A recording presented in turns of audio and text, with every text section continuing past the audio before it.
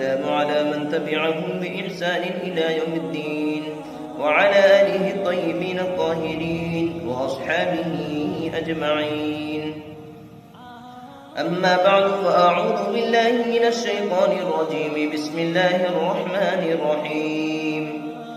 وأنفقوا مما رزقناكم من قبل أن يأتي أحدكم الموت فيقول رب لولا أخرتني إلى أجل قريب فأصدق وأكن من الصالحين. عن ابن عمر رضي الله تعالى عنهما قال: فرض رسول الله صلى الله عليه وسلم زكاة الفطر ساعة من تمر أو صاعا من شعير على العبد والحر والذكر والأنثى والصغير والكبير من المسلمين، وأمر بها أن تؤدى قبل خروج الناس إلى الصلاة. رواه البخاري.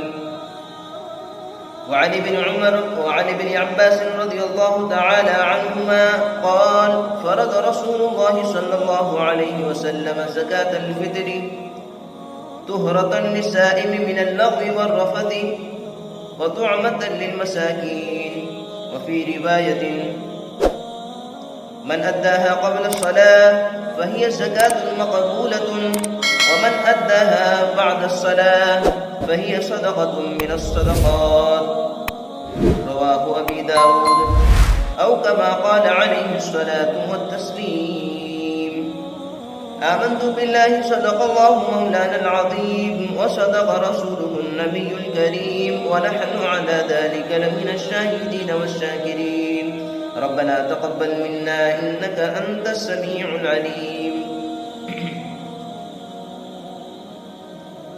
میرے محترم بزرگوں، دوستوں، عزیز ساتھیوں،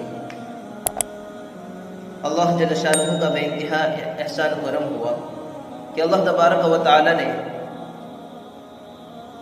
ہمیں دنیاوی تمام کاموں سے فارغ کر کے ہمیں مسجد میں آنے کی توفیق عنایت فرمائی. تو جو آیت کریمہ میں نے تلاوت کی، وَأَنفِقُوا مِمَّا رَزَقْنَاكُم مِّن قَبْلِ أَن يَأْتِيَ أَحَدَكُمُ الْمَوْتُ، اللہ تبارک و تعالیٰ نے ارشاد فرمایا کہ جو کچھ ہم نے تم کو دیا ہے تم اسی سے خرچ کرو، اس سے پہلے کہ تمہاری موت آ جائے. فَيَقُولَ رَبِّي لَوْلَا أَخَّرْتَنِي، پھر وہ افسوس کے مارے کہنے لگے، مارے افسوس کے پچھتاوے کے وہ کہنے لگے: اے میرے رب، ربی لولا اخرتنی الی اجل قریب، تو نے مجھے کیوں مہلت نہ دی؟ تھوڑی سی مجھے مہلت دے دیتا، فاصدق واکن من الصالحین، کیوں مہلت دیتا؟ تاکہ میں صدقہ کر لیتا، خیرات کر لیتا اور میں نیک لوگوں میں شامل ہو جاتا، آپ کے محبوب اور مقبول بندوں میں شامل ہو جاتا، صدقہ خیرات کر کے.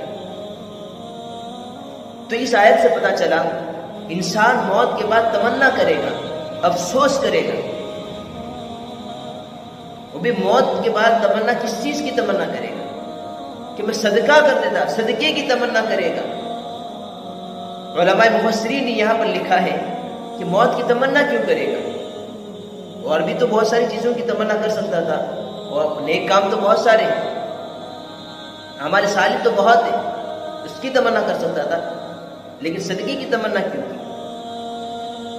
تو اس آیت سے پتہ چلا کہ صدقہ اتنی بڑی چیز ہے کہ انسان موت کے بعد صدقے کی تمنا کر رہا ہے، کیونکہ صدقہ ہی ایک ایسی چیز ہے جو قبر کی سختی سے بچاؤ کا ذریعہ ہے.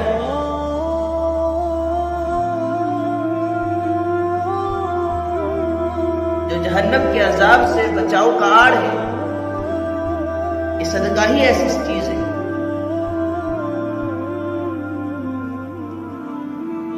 اسی لیے موت کے بعد انسان صدقے کی تمنا کرے گا کہ صدقے سے موت کی سختی دور ہو جاتی ہے، قبر کے عذاب میں تخفیف ہو جاتی ہے، قبر کے عذاب کو ہٹا دیا جاتا ہے، پریشانیاں ختم ہو جاتی ہیں، حالات دور ہو جاتے ہیں، آنے والے مصیبت ٹل جاتے ہیں، آنے والے عذابات ٹل جاتے ہیں. یہ صدقہ ایسی چیز ہے۔ تو اللہ تبارک و تعالیٰ نے ارشاد فرمایا ان اللہ اشتری من المؤمنین انفسهم واموالهم بان لهم الجنہ، یقیناً اللہ تبارک و تعالیٰ نے مومنین کے جان اور مال کو جنت کے بدلے میں خرید لیا۔ تو پتہ یہ چلا کہ نہ جان ہماری ہے نہ مال ہمارا ہے، اور یہ دونوں چیزیں فانی چیز ہیں، ختم ہونے والی چیز ہے، یہ دنیا کی چیزیں ہیں، دنیا بھی ختم ہو جائے گی، دنیا کی ساری چیزیں بھی ختم ہو جائے گی، باقی کون رہے گا؟ وَيَبْقَى وَجْهُ رَبِّكَ ذِو الْجَلَالِ وَالْإِكْرَامِ، ایک اللہ کی ذات باقی رہے گی، وہی باقی رہے گا، اور اس دھرتی کے اندر کوئی باقی نہیں رہنے والا۔ تو اللہ نے مومنین کے جان اور مال کو خرید لیا ہے، اور اس کے بدلے میں کتنا بڑا اجر و ثواب سے اللہ نے ہمیں مالا مال فرمایا، کتنی بڑی دولت دے دی، ہمیشہ ہمیش کی دولت اللہ نے دے دی، جنت عطا فرما دی۔ محترم بزرگوں دوستو، یہی اصل چیز ہے، یہی ہمیشہ ہمیشہ رہنے کی چیز ہے۔ وہاں کوئی پریشانی نہیں، جنت ایسی چیز ہے جہاں کوئی نہ کوئی غم ہوگا، نہ افسوس ہوگا، نہ وہ کوئی ڈر ہوگا، نہ پیٹ کا درد ہوگا، نہ سر کا درد ہوگا، نہ کوئی بیماری ہوگی، نہ کوئی پریشانی ہوگی، نہ کوئی مصیبت آئے گی، نہ کوئی حالات آئیں گی۔ وہ ایسی جگہ ہے جنت۔ تبھی تو اللہ کے نبی صلی اللہ علیہ وسلم نے ارشاد فرمایا، بخاری شریف کے اندر ہے کہ جنت میں ایک کوڑے کے بقدر جگہ مل جانا دنیا و مافیا سے بہتر ہے، ایسی 10 دنیا سے بہتر ہے ایک کوڑے کے بقدر۔ مثال کے طور پر ایک مسلح کے بقدر اگر جنت میں جگہ مل جائے، ایسی 10 دنیا سے بہتر ہے۔ کتنی بڑی فضیلت ہے، یہ ہے جنت۔ اور صحابہ کا مزاج کیا تھا؟ صحابہ کا مزاج نیکیوں میں بڑھ چڑھ کر حصہ لینے والے تھے، نیکیوں میں کمپٹیشن کرنے والے تھے، مغفرت میں کمپٹیشن کرنے والے تھے۔ اور ہمارا مزاج کیا ہے؟ گناہوں کے اندر کمپٹیشن کر رہے ہیں، رسومات کے اندر، خرافات کے اندر ہم کمپٹیشن کر رہے ہیں، رواجوں کے اندر، فیشن کے اندر کمپٹیشن کر رہے ہیں۔ یہ ہمارا مزاج ہے، اس امت کا مزاج ہے، ورنہ صحابہ کا مزاج تو وہ تھا۔ اور اللہ تعالیٰ بھی بلا رہے ہیں، سابقوا الی مغفرۃ من ربکم، سابقوا، کمپٹیشن کرو مغفرت کی طرف اور ایسی جنت کی طرف جس کی چوڑائی آسمان و زمین کے درمیان ہے، آسمان و زمین کے فاصلے کے برابر جس کی چوڑائی ہے، ایسی جنت کی طرف، ایسے محل کی طرف سبقت کرو، کمپٹیشن کرو۔ کہیں فرمایا سارعوا الی مغفرۃ، جلدی دوڑو، سارعوا۔ اور وہ کس کے لیے تیار کی گئی ہے؟ اللہ فرماتے ہیں اعدت للذین آمنوا باللہ ورسولہ، جو اللہ رسول پر ایمان لانے والے بندے ہیں، مومنین بندوں کے لیے وہ تیار کی گئی ہے وہ جنت جس کی چوڑائی آسمان و زمین کے فاصلے کے برابر ہے۔ مال اللہ نے جو ہمیں دیا ہے، ہمیں اسے اللہ کی راہ میں خرچ کرنا پڑے گا۔ اللہ کی راہ میں ہم مال خرچ کریں گے، اس مال کے اندر اضافہ ہوگا، بڑھوتری ہوگی اس مال میں، رزق کے اندر، مال کے اندر برکت آئے گی، حالات پریشانیاں دور ہوگی، مصیبتیں ٹل جائیں گی، آنے والے اللہ کی طرف سے عذابات ٹل جائیں گے۔ اگر ہم مال اللہ کی راہ میں خرچ نہیں کریں گے، جہاں پر لگانا چاہیے وہاں پر نہیں لگائیں گے، تو پھر قرآن کے فیصلے کے خلاف ہوگا اور اس کے اوپر ہمیں سزا بھگتنی پڑے گی، اللہ کے عذابات پھر ہمارے اوپر آئیں گے، پھر پریشانی آئے گی، مصیبتیں آئیں گی۔ ظاہر میں تو دنیا کی آنکھوں سے سود اس کا مال بڑھتا ہوا نظر آ رہا ہے اور صدقات کا مال گھٹتا ہوا نظر آ رہا ہے، لیکن دنیا کی آنکھیں یہ دھوکہ دے رہی ہے، دنیا کی آنکھیں ہمیں دھوکہ دے رہی ہے۔ اصل آنکھیں تو تب کھلے گی جب ہم اس دنیا سے رخصت ہو جائیں گے، اس دنیا سے ہماری آنکھیں بند ہو جائیں گی، تب جا کر آخرت کی آنکھیں ہمیں کھلے گی، اس وقت ہمیں پتہ چلے گا۔ اگر ہم نے یہاں پر نیک اعمال کیے ہوں گے تو اجر ثواب کی شکل میں ہم وہاں پر پائیں گے، ہمارے سامنے آ جائے گا۔ اب اس وقت انسان پھر بھی تمنا کرے گا، افسوس کرے گا، کاش کہ اور زیادہ نیکیاں کر لیتا۔ اگر یہاں پر ہم گناہوں کے اندر زندگی گزار کر جائیں گے، اللہ کے حکم کے فیصلے کے خلاف زندگی گزار کر جائیں گے، مرضی کے خلاف، اللہ کے نبی کے طریقے کے خلاف زندگی گزار کر جائیں گے، تو پھر عذاب کی شکل میں وہاں پر ہمیں اس کا مقابلہ کرنا پڑے گا۔ پھر اس وقت انسان تمنا کرے گا، ہائے افسوس کرے گا واپس دنیا میں آنے کی تمنا کرے گا، لیکن اس کی کوئی تمنا پوری نہیں کی جائے گی، اس کی کوئی خواہش پوری نہیں کی جائے گی، اس کی کوئی مرضی پوری نہیں کی جائے گی۔ کیوں؟ اس نے دنیا کے اندر اللہ کی مرضی پوری نہیں کی۔ اگر وہ دنیا کے اندر اللہ کی مرضی پوری کر دیتا تو مرنے کے بعد اس کی مرضی پوری کی جاتی۔ کیسی مرضی پوری کی جاتی؟ لکم فیہا ما تشتہی انفسکم ولکم فیہا ما تدعون، تمہارا جو جی چاہے گا وہ تمہیں وہاں پر ملے گا، تمہیں مانگنے کی بھی ضرورت نہیں ہے، خالی تمہارے دل میں تمنا ہوگی،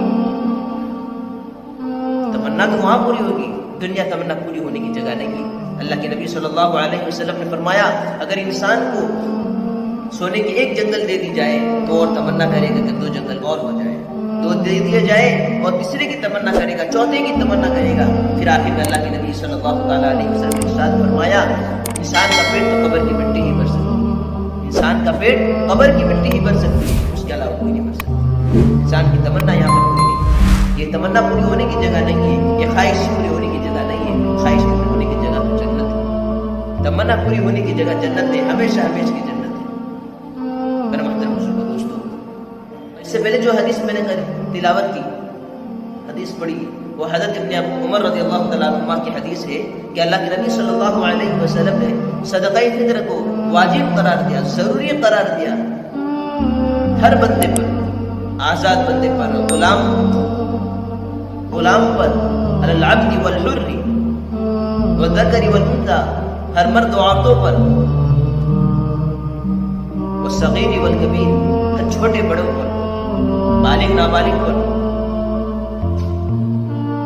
من المسلمین، مسلمانوں میں سے، صاع من تمر او صاع من شعیر، ایک سا کھجور میں سے اور ایک سا جو میں سے، وَأَمَرَ بِهَا أَن تُؤَدَّى قَبْلَ خُرُوجِ النَّاسِ إِلَى الصَّلَاةِ، اور اللہ کے نبی صلی اللہ علیہ وسلم نے صدقہ فطر کو ادا کرنے کا حکم دیا، لوگوں کی طرف نکلنے سے پہلے صدقہ فطر ادا کر دیا جائے، تو ضروری قرار دیا اللہ کے نبی صلی اللہ علیہ وسلم نے۔ ایک سا کھجور میں سے، کسی روایت کے اندر ہے ایک سا کشمش میں سے، کسی روایت کے اندر ہے پنیر میں سے، تو اللہ کے نبی صلی اللہ علیہ وسلم نے صحابہ سے کھجور میں سے بھی صدقہ فطر دلوایا، صحابہ کے پاس سے کشمش سے بھی صدقہ فطر دلوایا، جو سے بھی صدقہ فطر دلوایا، پنیر سے بھی صدقہ فطر دلوایا، اور گندم سے بھی صدقہ فطر دلوایا۔ گندم ہے تو پھر وہ نصف سا، آدھا سا، یعنی وہ 2.25 کلو 2 کلو کے وزن کے برابر۔ اگر کھجور میں سے دے رہے ہیں یا کشمش میں سے یا پنیر یا جو میں سے، تو پھر وہ 3.5 کلو کے وزن کے برابر دینا پڑے گا۔ احتیاط کے طور پر علماء نے فرمایا 4 کے جی تک ہم دیتے، 4-4.5 کے جی تک، اور یہاں پر 2.25 کے جی تک ہم دیتے احتیاط کے طور پر۔ یہ حنفیہ کا مسلک ہے، لیکن ائمہ ثلاثہ فرماتے ہیں، اس میں امام شافعی رحمۃ اللہ علیہ فرماتے ہیں کہ 4 جنس سے، 4 جنس گندم جو گیہوں بولتے ہیں، گندم گیہوں، جو، کشمش اور کھجور، یہ 4 جنس، چاروں جنسوں میں ایک سا دینا پڑے گا، چاروں جنسوں میں سے ایک سا صدقہ فطر ادا کرنا پڑے گا، یہ امام شافعی رحمۃ اللہ علیہ فرماتے ہیں۔ لیکن ہمارے حنفیہ فرماتے ہیں، امام ابو حنیفہ، 3 جنسوں میں ایک سا دینا پڑے گا، جو میں سے ایک سا دینا پڑے گا، کھجور میں سے ایک سا دینا پڑے گا، اور کشمش میں سے ایک سا دینا پڑے گا، لیکن گندم جو ہے اس میں سے اس کے ساتھ دینے سے بھی چل جائے گا، لیکن ایک ساتھ دینا امام ابو حنیفہ رحمۃ اللہ علیہ فرماتے ہیں کہ بہتر ہے جتنا زیادہ دیا جائے اللہ کی راہ میں، اور جتنا ہم بہتر دیں گے اس کا اجر ثواب بھی اتنا زیادہ ہوگا۔ اور صدقہ فطر کیوں واجب قرار دیا اللہ کے نبی صلی اللہ علیہ وسلم نے؟ تو اس میں 2 حکمتیں بیان کی اللہ کے نبی صلی اللہ علیہ وسلم نے۔ ایک حکمت تو یہ ہے کہ اس پورے رمضان المبارک کے مہینے کے اندر، روزوں کے اندر جو ہم سے کوتاہیاں، غلطیاں ہو چکی ہیں، فحش کام ہو چکے ہیں، عبادتوں کے اندر کوتاہی ہو چکی ہے، اعمال کے اندر، نماز روزوں کے اندر کوتاہیاں ہم سے جو ہو چکی ہے، تراویح کے اندر جو کوتاہی ہو چکی ہے، اس کی تلافی کے لیے حضرت نبی کریم صلی اللہ علیہ وسلم نے صدقہ فطر کو واجب قرار دیا، اس کی تلافی کے لیے۔ اور دوسری حکمت یہ بیان کی کہ غریبوں کی حاجت پوری ہو جائے، ضرورت مندوں کی ضرورت پوری ہو جائے، تاکہ غریب بھی ضرورت مند بھی، غریب مسکین بھی ہماری خوشیوں کے اندر وہ بھی شامل ہو جائے۔ اس لیے اللہ کے نبی صلی اللہ علیہ وسلم نے فرمایا عید کی نماز میں جانے سے پہلے صدقہ فطر ادا کر دیا کرو۔ تبھی ابن عباس کی دوسری روایت جو میں نے پڑھی تھی، من ادھا قبل الصلاۃ، جس نے نماز سے پہلے ادا کیا، فہی زکوٰۃ مقبولۃ، تو وہ صدقہ فطر مقبول صدقہ فطر ہوگا، اللہ کے دربار میں قبول کیا ہوا صدقہ فطر ہوگا، قبول ہوگا۔ من ادھا بعد الصلاۃ فہی صدقۃ من الصدقات، اگر وہ عید کی نماز کے بعد ادا کر دیا تو پھر وہ عام صدقے میں سے ایک صدقہ ہوگا۔ مطلب وہ فضیلت اب حاصل نہیں ہوگی جو عید کی نماز سے پہلے جو صدقہ فطر کی فضیلت حاصل ہونی چاہیے تھی، وہ فضیلت اب حاصل نہیں ہوگی، بلکہ عام صدقے جو عام دنوں کے اندر صدقہ فطر ادا کرتے ہیں، بہرحال صدقہ فطر تو ادا ہو جائے گا، وہ تو ادا کرنا ہمارے لیے ضروری ہے، اس کو تو ادا کرنا ہی ہے، لیکن وہ فضیلت حاصل نہیں ہوگی جو فضیلت عید سے پہلے ادا کرنے سے حاصل ہوتی تھی، رمضان مبارک مہینے کے اندر ادا کرنے سے حاصل ہوتی تھی، وہ حاصل نہیں ہوگی۔ ہم رمضان مبارک کے اندر بھی ادا کر سکتے ہیں، بہتر علماء نے لکھا ہے بہتر ادا کر دو تاکہ اس کا ثواب ڈبل ہو جائے، 3 گنا ہو جائے، 4 گنا ہو جائے۔ اب کتنا ثواب اللہ تعالیٰ دیں گے وہ اللہ کے اوپر ہے، بس ہماری نیت، شرط یہ ہے صدقہ فطر ادا کرنے کے اندر ہماری نیت خالص ہو اور ہمارا مال حلال ہو، پاکیزہ مال، پھر وہ اللہ کے دربار میں ایسا قبول ہوگا کہ ہمارے سارے روزوں کی، رمضان مبارک کے اندر ساری غلطیوں کی تلافی ہو جائے گی، سارے مہینوں کی غلطیاں کی تلافی ہو جائے گی۔ تو پتہ یہ چلا کہ صدقۃ الفطر تلافی رمضان ہے، جس طرح سجدۃ السبع تلافی نماز ہے کہ نماز کے اندر کوئی جو کمی کوتاہی ہو گئی وہ صدقۃ الفطر سجدہ سہو سے اس کی تلافی ہو جاتی ہے، اس کی معافی ہو جاتی ہے۔ یہ علامہ ابن قیم رحمۃ اللہ علیہ نے فرمایا سجدۃ السہو تلافی نماز ہے، اسی طرح صدقۃ الفطر تلافی رمضان ہے۔ جس طرح حج میں جو جاتے ہیں تو حج کے اندر جو کمی کوتاہی ہو جاتی ہے تو دم سے اس کی تلافی ہو جاتی ہے، اس کی معافی دم سے ہو جاتی ہے، قربانی سے ہو جاتی ہے، بس ہماری نیت خالص ہو، ہمارا مال حلال ہو، جس مال سے ہم صدقہ ادا کر رہے ہیں۔ تبھی اللہ تبارک و تعالیٰ اپنے نبی سے ارشاد فرما رہے ہیں، اپنے نبی پاک صلی اللہ علیہ وسلم کو مخاطب کر کے فرما رہے ہیں خذ من اموالہم صدقۃ تطہرہم وتزکیہم بہا وصلی علیہم، اے نبی جی اپنے امتوں سے مال وصول کرو، صدقہ وصول کرو، کیوں؟ تاکہ ان کے مال پاک ہو جائے، وصلی علیہم، اور ان کے حق میں دعا کرو۔ کون دعا کر رہے ہیں؟ جو صدقہ ادا کرے گا، جو زکوٰۃ ادا کرے گا، اللہ کے نبی صلی اللہ علیہ وسلم ان کے حق میں دعا ہوگی، اللہ کی طرف سے ان کے حق میں دعا کرنے کے لیے کہا گیا، تو اللہ کے نبی صلی اللہ علیہ وسلم کی دعا لگے گی جو صدقہ ادا کرے گا، زکوٰۃ ادا کرے گا۔ اور صدقے سے جتنا انسان صدقہ ادا کرے گا بلائیں ختم ہو جائے گی، مصیبتیں ٹل جائے گی، آنے والے اللہ کی طرف سے عذابات ٹل جائیں گے۔ اتنا بڑا فائدہ ہے صدقے کا، اللہ نے ہمیں دیا ہے، ہم اعلیٰ سے اعلیٰ صدقہ فطر ادا کریں۔ تو جو نصاب کے مالک ہو صدقہ فطر ان پر واجب ہے، نصاب کے مالک جو زکوٰۃ، جس پر زکوٰۃ واجب ہے اس پر صدقہ فطر بھی واجب ہے۔ زکوٰۃ کے نصاب، صاحب نصاب کسے کہا جاتا ہے؟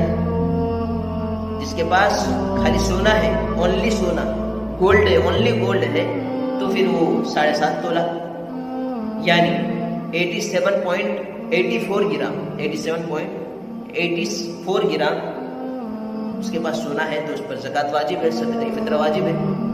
یا اگر اونلی اس کے پاس سلور ہے، چاندی ہے، اونلی چاندی، تو 52.5 تولہ چاندی یعنی 612.36 گرام، 612.36 گرام اس کے پاس چاندی ہے تو اس پر زکوٰۃ فطر اور زکوٰۃ واجب ہے اس پر۔ یا اس کے پاس کیش ہے، روپیہ ہے، مال نقدی مال ہے یعنی کیش، یا مال تجارت ہے، تجارت کا مال ہے، بزنس وغیرہ جو بھی ہے، ان تمام چیزوں کا مجموعہ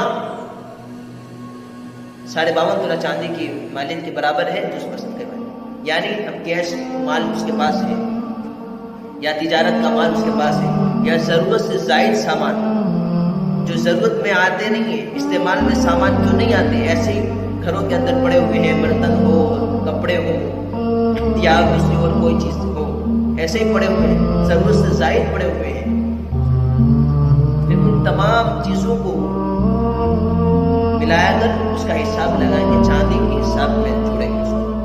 سارے 52 تولہ چاندی کے حساب میں اگر آ جاتا ہے، یعنی 612.36 گرام کی مالیت کے برابر اگر آ جاتا ہے، اتنی مالیت ہے، اب اس کے اوپر زکوٰۃ یا صدقہ فطر اس پر واجب ہے۔ اب صدقہ فطر اور زکوٰۃ میں تھوڑا سا فرق یہ ہے، زکوٰۃ کے اندر سال کا گزرنا شرط تھا، حولان حول شرط تھا، لیکن صدقہ فطر کے اندر سال کا گزرنا شرط نہیں ہے۔ ابھی آپ کے پاس مال آیا، مثال کے طور پر 612.36 گرام کے برابر مالیت آپ کے پاس آ گئی، ابھی کے حساب سے اس کو سمجھ لو 50 ہزار روپئے۔ ابھی صدقہ فطر آج یا کل میں آپ کے پاس 50 ہزار کے برابر کسی کے پاس کہیں سے آ گیا تو آپ کے اوپر زکوٰۃ واجب ہے۔ اب صدقہ فطر واجب ہے، زکوٰۃ واجب ہے۔ بہرحال زکوٰۃ کا مسئلہ تو ہو چکا پہلے، میں زکوٰۃ کے مسئلے پر نہیں جانا چاہتا، اس صدقہ فطر مجھے سمجھانا ہے۔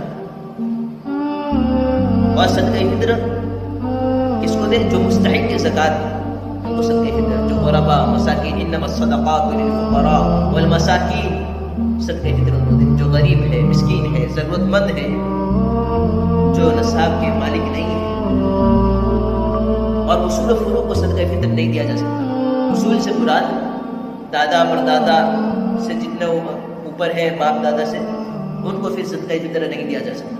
یا فروع جو ہمارے اولاد ہے، در اولاد، اولاد پوتے پوتے، نواسا نواسی کو صدقہ فطر ہم نہیں دے سکتے۔ البتہ بھائی بہن کو، بھائی چچا بھتیجی، پھوپھا پھوپھی، ماما ممانی، سسر ساس وغیرہ کو صدقہ فطر دے سکتے ہیں اگر مستحق کی زکوٰۃ ہو، زکوٰۃ کے مستحق ہو، صدقہ فطر کے مستحق ہو، غریب مسکین ہو تو ان کو دے سکتے ہیں، بلکہ ان کو دینا ڈبل ثواب ہے، ڈبل اجر ہے۔ ایک تو رشتہ نبھانے کا، تعلق باقی رکھنے کا، اور ایک صدقہ فطر ادا کرنے کا۔ بہرحال تو رمضان کے مہینے کے اندر بھی ہم ادا کر سکتے ہیں، لیکن اس سال کا سب سے بہترین وقت، بہتر وقت وہ ہے صبح صادق، عید کی صبح صادق کا وقت سب سے بہتر وقت ہے، لیکن ابھی بھی ہم ادا کر سکتے ہیں۔ صدقہ فطر تلافی رمضان ہے۔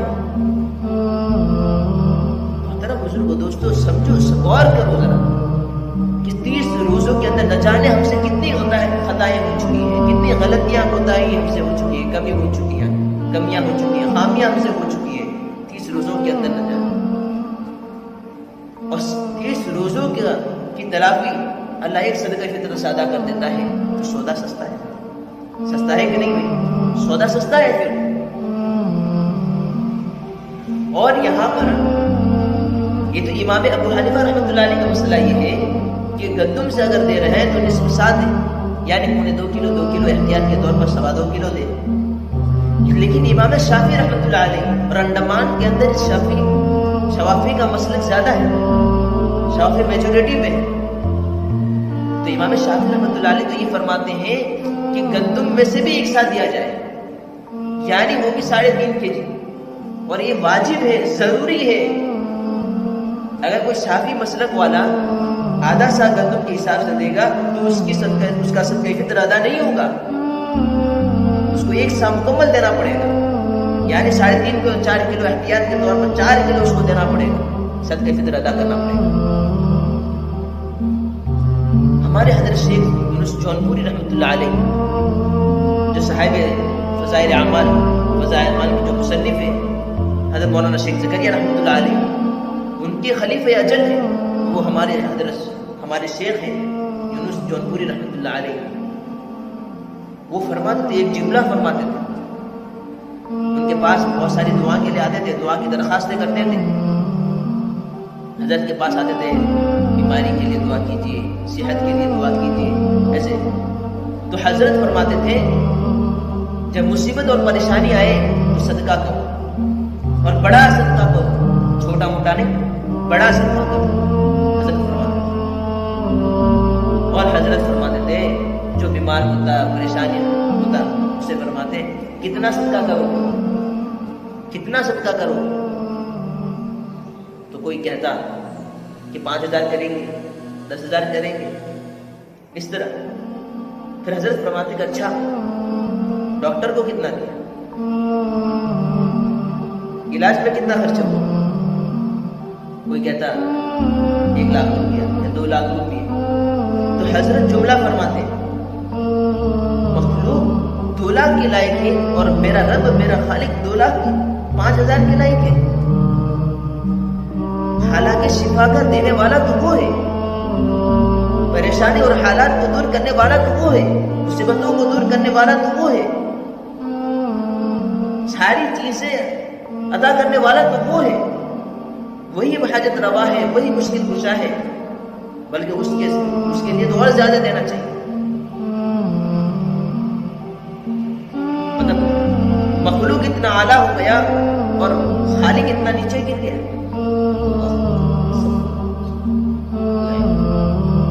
ہم سوچیں، ہم غور کریں ہم کیا کر رہے ہیں۔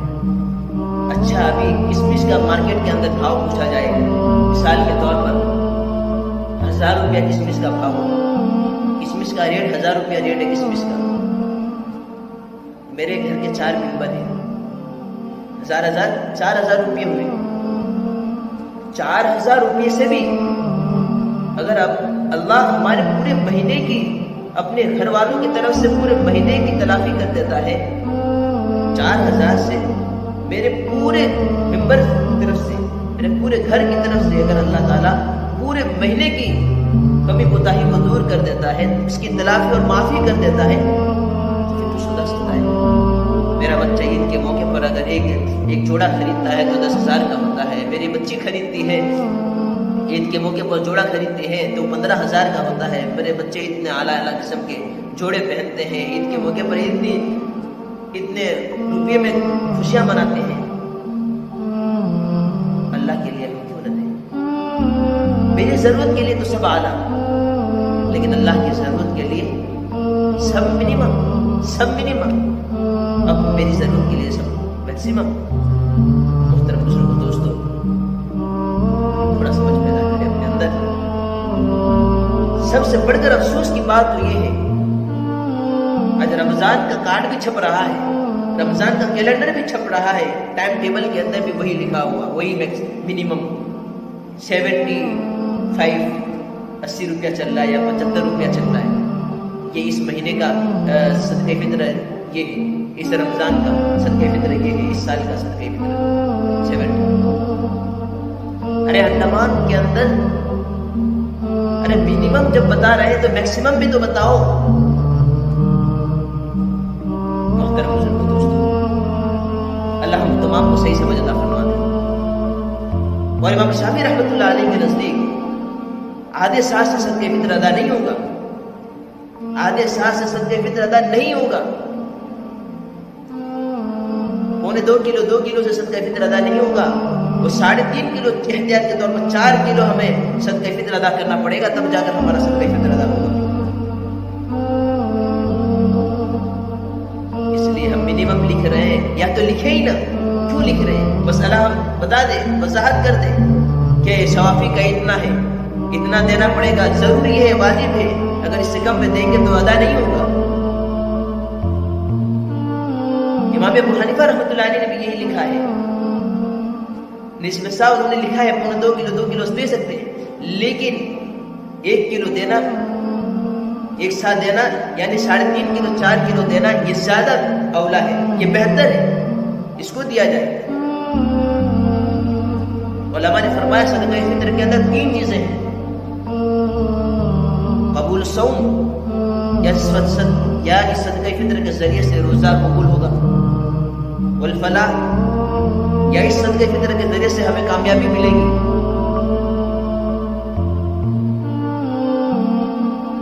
ونجات من سکرات الموت وعذاب القبر، اور تیسری چیز یہ ہے کہ اس صدقہ فطر کے ذریعے سے قبر کی سختی سے نجات ہوگی اور قبر کے عذاب سے نجات ملے گی، بچاؤ ہوگا قبر کے عذاب سے۔ یہ 3 چیزیں، اس سے بڑھ کر ہمیں کیا چاہیے؟ موت کی سختی سے ہمیں نجات مل جائے، قبر کے عذاب سے ہمیں نجات مل جائے، اس سے بڑھ کر ہمیں اور کیا چاہیے؟ صدقہ بہت بڑی چیز ہے۔ اس لیے میں نے شروع میں ایک آیت کریمہ تلاوت کی کہ انسان مرنے کے بعد موت کی تمنا، مرنے کے بعد صدقے کی تمنا کرے گا، موت کے بعد تمنا کرے گا۔ اللہ تعالیٰ ہم تمام کو صحیح سمجھ عطا فرما دے۔ واخر دعوانا الحمد